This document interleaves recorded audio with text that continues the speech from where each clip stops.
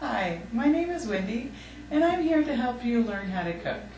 I've been a Pampered Chef consultant, and many of my customers want to learn how to cook instead of just buying fancy tools. Some people want to learn how to cook for a family of 4 or larger. Others, like moms, want their children to learn how to cook so they can cook when they go away to college. The problem is when you go to the college dorm life, you don't have much room to cook. You don't get the fancy kettles and the pots and pans that they have at the cooking shows, so you don't have room to store those fancy things, and you don't have lots of fancy ingredients. So I want to teach you how to cook the basics. Today is about water. With your few ingredients, you can maybe use a cup that I know you've adopted from somewhere, a spoon, which I know you always pick up from the cafeteria, and water. The basics of water. Water is very important to learn how to cook in a microwave. Most dorms you do have access to a microwave, or you are allowed to use a hot pad. Today I'm going to teach you with the microwave first. If you would like to get your questions to me and learn how to cook with the hot pads, please use my email at wendyoswahoo@yahoo.com, and I would be glad to adjust any of my recipes for your tools that you have available. So in the microwave, when you cook water, you can overcook it, and when it comes out of the microwave, the slight adjustment of the water can explode by overcooking the water molecules. You can just slightly change that by adding one molecule and changing the whole change of that. It's overexciting the water molecules, and it's kind of like making it explode, and extreme heat will burn your skin. So for oatmeal, I first heat up a little bit of the water. They have ingredients on the pack of the oatmeal, but a lot of times when I do it on the microwave instructions, it overflows in your cup.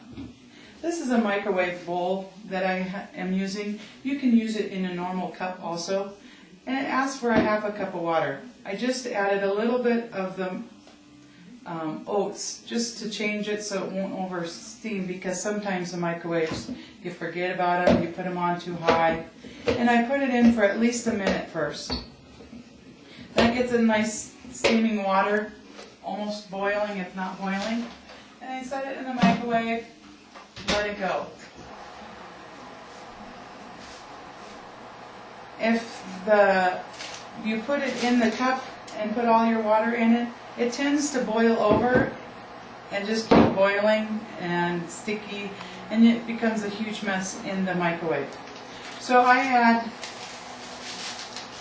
the hot water to it so it gets nice and soft, and then I slowly cook it just a little bit at a time to keep it from bubbling over.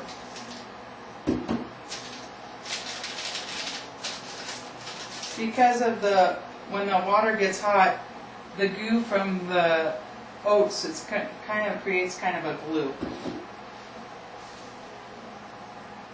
And it'll ding shortly. If you like it a little bit thicker, the directions said to add a half a cup of water. Or you can add a little bit more if you don't want it so thick. They aren't really picky. It's not going to overcook or overdo it too much. My water is nice and hot and steamy. I stir it around, get a nice mixture. This is not done yet. Just because I added the boiling water does not make it done. It makes it like a thin soup. I'm going to put it back in the microwave for only 20 to 25 seconds, depending on how your microwave cooks. Some cooks hotter, some cooks longer and cooler. It's not that picky, like I said. I use my spoon. I didn't steal this one from the cafeteria though. But I did end up with a few in my dorm room when I was in college. I don't know how they ended there.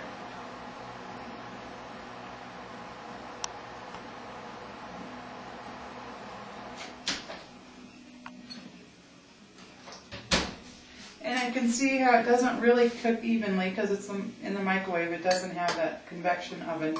It gets a little bit thick in some spots. I thin it down, make it even by stirring it.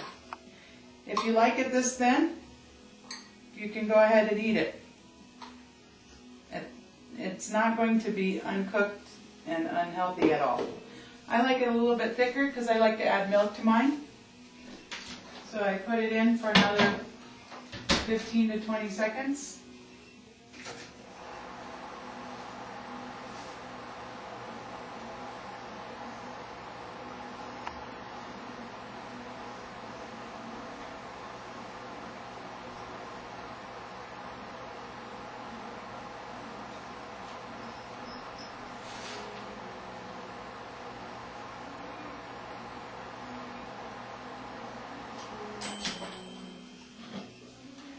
And now it's a lot thicker.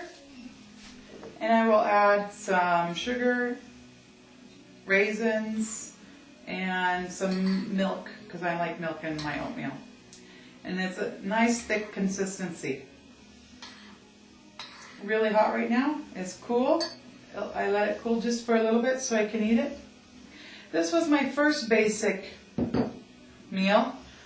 With water, I also use noodles to make ramen noodles. And I add a few of the noodles when I'm cooking it in the container. Ramen noodles are a little bit harder to cook into a bowl, so I do the same thing. I cook the water first, add the ramen noodles in. And your other noodles, I cook more like the oatmeal. I add the water, let it sit a little bit, and cook it a little bit at a time so it doesn't overflow. Because I understand you really do only have a little bit utensils available for you. And this is a great late night snack. Gets you over until breakfast, until the cafeteria is open. And it'll get you through the night.